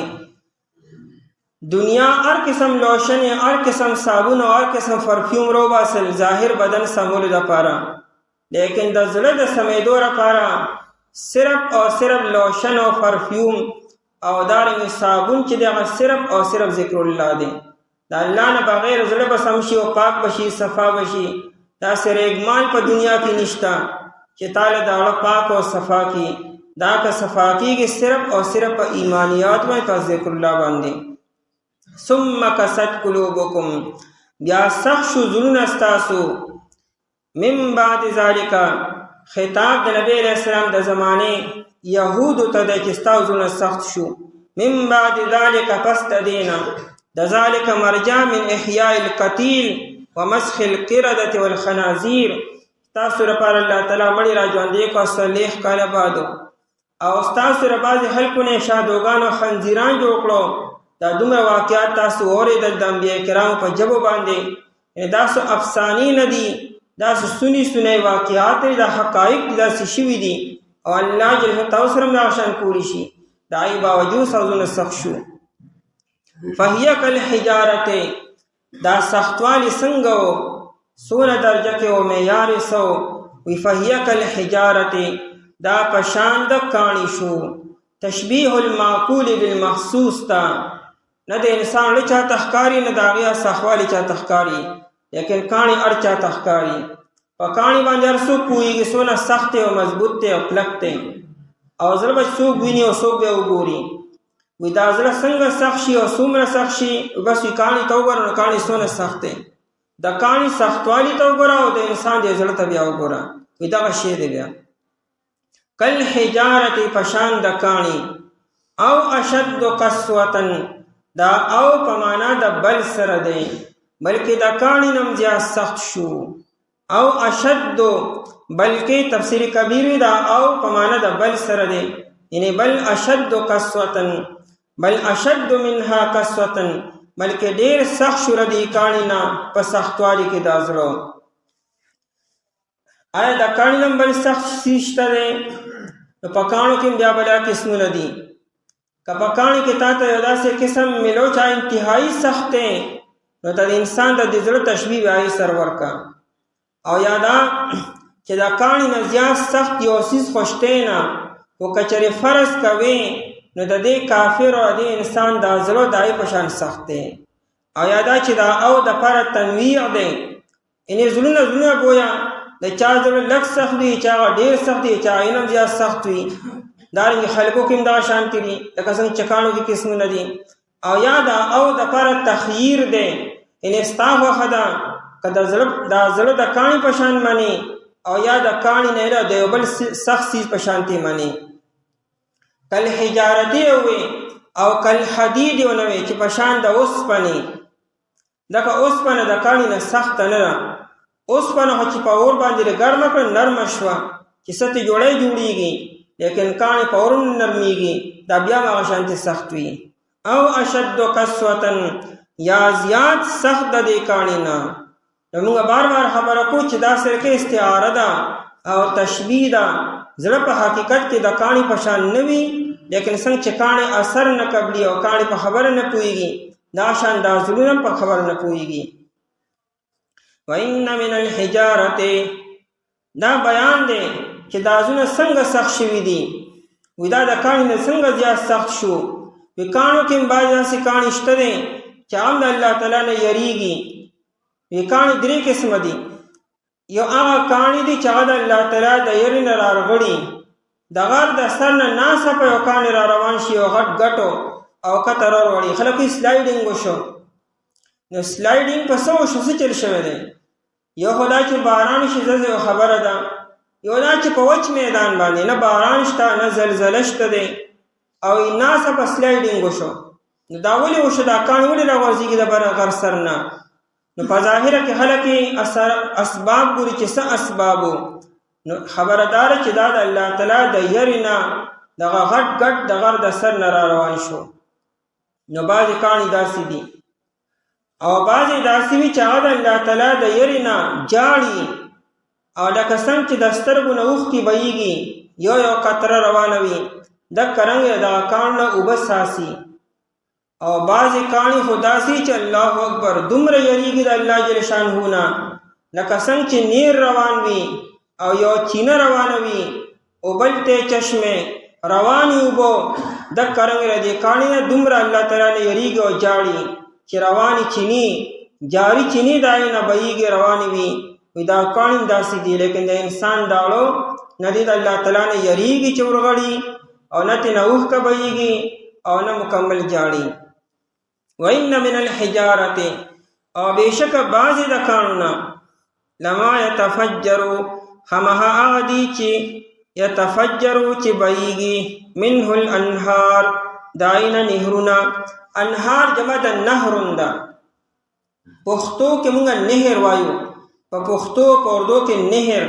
په عربی کې لفظ دی نهر دا نهر نه دا نهر دی او نهر اصل کې په ځمکه چې کوم وله جوړه شوي کومه ایسه د اوبو د بهېدو دپاره چې جوړه شي ته نهر ویل کېږي موږ نیر بهیږي نو نیر نه بهیږي اوبه بهیږي دا مجاز دی اصل کې ځکه نیر خو هغه ځمکې هغه ایسې ته وي نه خو نه بهیږي په هغې کې دننه چې کومې اوبه روانې وي هغه اوبه بهیږي دې ته اسناد مجازي وي پښتو اردو کې موږ دا الفاظ استعمال کوي پوزه مې بهیږي نو پوزه خو په مخ باندې ولاړه پوزه کوم ځای بهیږي اصل کې د پوزې نه اوبه بهیږي اصل کې وي سترګه مې اوبه ده سترګه خو ځمکې ته رانه لکه ترونه بهېده سترګه خو هم په مخ باندې ده نو د سترګې نه اوبه بهیږي وي پرناله اوبه ده جرل میزابو نو پرناله په خپل ځای باندې ولاړه د پرنالې نه اوبه روانې دي دا اسناد مجازي دي ته وي خلک نیر راغلی دی نو نیر خو په ځمکه باندې پروت دی کوم ځای کې راغلی دی نو مراد دا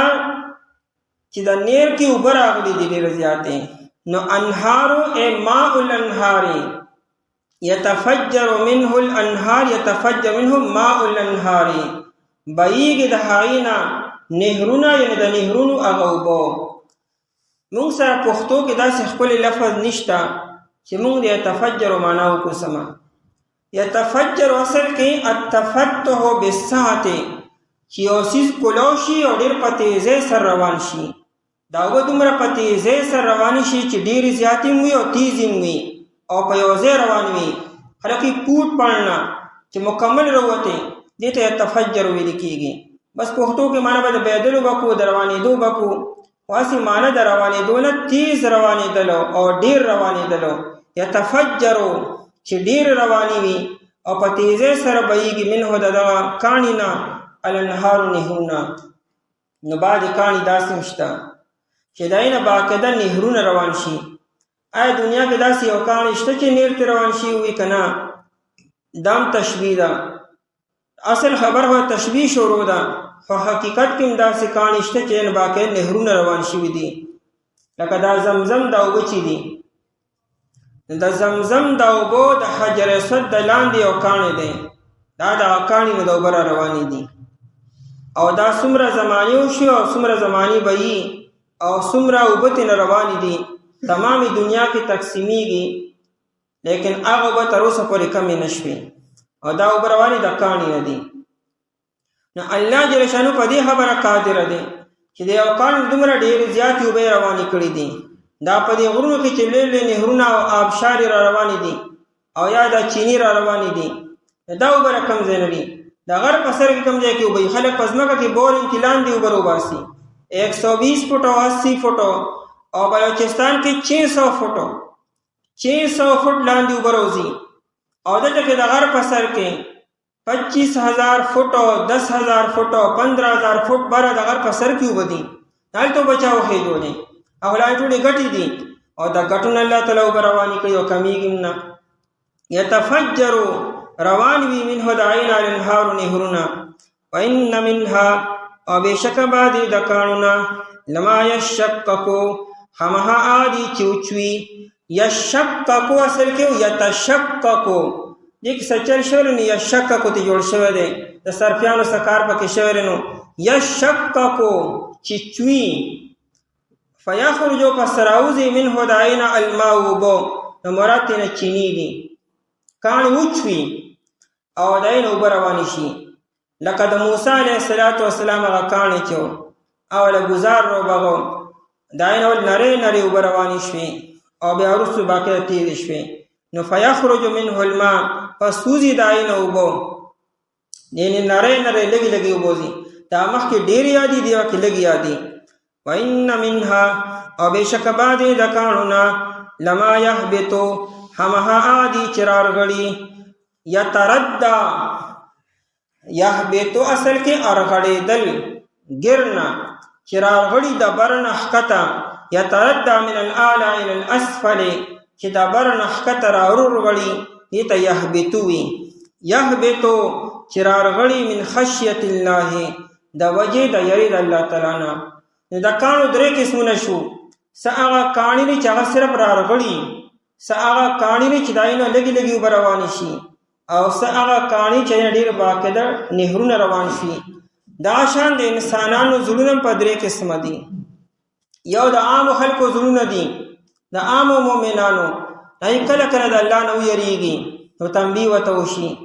او بعضې هغه مؤمنان دي لکه اولیاء کرامو، صدیقین او شهدا، بزرګان دین دي، د هغوی د زړونو نه فیض روان شي. دا لږې لږې اوبه نه مراد فیض دی، فایده خلکو ته رسي. او د انبیاء کرام علیهم السلام زړونه هغه مصداق دو یتفجر منه الانهار دی. هغې کې دومره نور او دومره معرفت او دومره علوم دي چې ګویا کې نهرونه یو سیلاب روان کړی دی، تمام امت اینه سیرابه کېږي. دا دې وخت کې په دنیا کې چې څومره علم دی، دا ټول د نبی علیه السلام د سینې هغه سیلاب دی او دریاب دی چې جاری شوی دی، بل جاری دی او جاری دی، ختمیږي نه، البته نور هم سیوا کېږي. دا خبره ممکن ده چې بیجان څیزونو کې الله تعالی څه نه څه درجه کې شعور او ادراک یې ښودلی. څومره بیجان څیزونه چې دي په هغې کې الله تعالی روح مجرد یې ښودلی، ادراک او شعور یې پکې ښودلی. هغوی په خبره هم پوهېږي، د الله جل جلاله په خطاب باندې پوهېږي او عمل پې هم کوي. داسې څیزونه شته دنیا کې چې هغوی دي بیجانو، لیکن په خبر بیا هم پوهېږي. د نبی علیه السلام سره بلا واقعات داسې شوي دي. په جومات کې یو د کجوري یو تنه وه، په هغې به نبی علیه السلام خطبه ورکوله. بخاري شریف کې روایت دی. یو زنانه راله، هغې نبی علیه السلام ته زما یو غلام دی، هغه نجار دی، ترکان دی، نو هغه به ستاسو لپاره منبر تیار کړي. نبی علیه السلام ورته وفرمیل داسې منبر تیار کړه چې د هغې 3 خانې وي او 3 حصې وي. لکه دا منبر 3 حصې دی، هغه تیار شو. هغه منبر راوړو په جومات کې کېښودو او نبی علیه الصلاة والسلام چې لومبنۍ جمعه کې خطبه ورکوله او د منبر د پاسه کېناستو. بخاري کې دا روایت 100 پیرې راغلی دی، یو پیر 100 پیرې. هغه حنانه چې وه هغه د کجورې هغه تنه او ویښ چې وه هغه په جړا شوه او داسې جړا شوه چې فان انین الصبي هغې د ماشوم په شان زیرګي کړي، څنګه چې ماشوم جاړي او زیرګي وخي. او یو روایت کې داسې دی فحن حنین العشار، لکه څنګه چې د 10 میاشتو حامله وښه زیرګي کې دغه شان هغې د کجورې هغې تنې زیرګي کو. نبی علیه السلام راکوز شو او تر دې چې نبی علیه السلام له خواله راغی او د یې لاس تاو کړو او ورته وفرمایلو چې ته به سبا جنت کې ما سره یې. هغه بیا داسې غلی کېدو، د حدیث الفاظ دي لکه څنګه چې ماشوم ډېر زیات وجاړي او بیا په دمه دمه زیرګي کې او په دمه دمه غلی کېږي، دکه رنګې دغه تنه په غلی کېدو شوه. اوس هغه وچه تنه وه، شنم نه وه، په دې کې دا جړه د کوم ځای نه راغله؟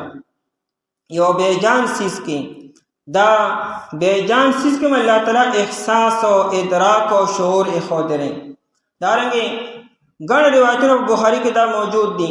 نبی علیه الصلاة والسلام چې کله د احد غر ولیدو، احد جبل یحبنا ونحبه، د احد دا غر چې دی موږ سره مینه کوي، موږ د سره مینه کوو.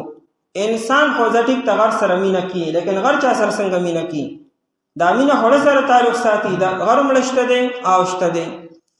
یو پیر نبی علیه الصلاة والسلام ابوبکر او عمر رضی الله عنهما دواړه دی د احد غر د پاسه وو او د احد غر په خوځېدو شو، په زانګېدو شو. نبی علیه الصلاة والسلام قدم مبارک روبغو وی احدو احدو احد پکې لاړه شه، فإن علیک نبیا و صدیقا و شهیدان، پتا باندې نبی دی، پتا باندې صدیق دی او تا باندې و شهیدین دوا شهید کیدون کې چې هغه عمر رضی الله عنه عثمان رضی الله عنه دی. نو هغه احد غر په خوځېدو باندې شو. نبی علیہ الصلوۃ والسلام فرمایي چې زه اوس هم هغه کاڼی پیژنم چې د نبوت نه مخکې به هغه ماته سلام کو. داسې ګڼ واقعات موجود دي. نبی علیہ السلام یو پیران قضای حاجت کولو د پناه دپاره ځای نو د پردې دپاره، او نبی علیہ السلام به چرته په وچ میدان باندې او دسماتي ته نه کېناستو، چرته هم داسې نه وي شوي، خامخا د په یو پناه ځای کې به کېناستو او نورې سم نو. نبی علیہ السلام یو صحابي ته ووایي دې مخامخ 2 ونو ته وایي چې راشي ما باندې پرده وکړي. هغه دواړه ونې رالې. امام بوصیری رحمه الله وی جاءت لدعوته الاشجار ساجدة تمشي الیه علی ساکن بلا قدمی. نبی علیہ السلام هغه ونې ته آواز وکړو، هغه ونه را روانه شوه نبی علیہ الصلوۃ والسلام طرف ته، قدمونه نشته، په پنډو باندې را روانه وه او راله په نبی علیہ السلام خپلې وزرې یعنې خپلې پاڼې او څانګې را ماتې کړې. نبی علیہ السلام یې پټ کو، قضای حاجت یې وکړو، یا واپس هلته کې لاړې. د نبی علیہ السلام په لاس کې کاڼو ګواهي ورکړې ده. داسې ګڼ واقعات موجود دي. امام سیوطي رحمه الله الخصائص الکبرى 2 جلد دی، پای کې ګڼ داسې واقعات را نقل کړي دي چې د نبی علیہ السلام په لاس کې کاڼو او حیواناتو نبی علیہ السلام سره خبرې کړي دي. دا ټول بیجان څیزونه دي، لیکن نبی علیہ السلام سره کلام کړی دی. نو دا ممکن ده چې داسې وشي. وما الله بغافل، او نه دی الله تعالی بغافل نا خبره. بغافلن یووی دا غافل نکره دی او با پی راغلی دی او د ما نافیه دی لاندره. مطلب دا شو چې الله تعالی د ذرې برابرم ناخبر نه دی، د ذرې برابرو، بلکې دا ناخبر والی او دا غافل والی د الله تعالی په خوا کې نه تیریږي. مالله بغافل، نه دی الله تعالی ذره برابرم ناخبر نه دی اما تعملون د هغه څه نه چې تاسو یې کوئ. دا صرف د الله تعالی طرف نه مهلت دی او احسان دی چې موقع درکړې ده، کني الله تعالی دا چې کني پته ورته نشته دی. یا سخت شو زړونه ستاسو پس د دینه، پس دا شو په شان د کاڼو، یا زیات سخت د دینه. یقینا باندې د کاڼو نه همغه عادي چې روان وي دایونه نهرونه، او بېشکه باندې د کاڼو نه همغه عادي چې اوچوي پس راوځي دی نه اوبه او یقینا باندې د کاڼو نه خامخا هغه دي چې رارغړي د وجې د یېرې د الله تعالی نه او نه د الله تعالی نه خبره د هغه څه نه چې تاسو یې کوئ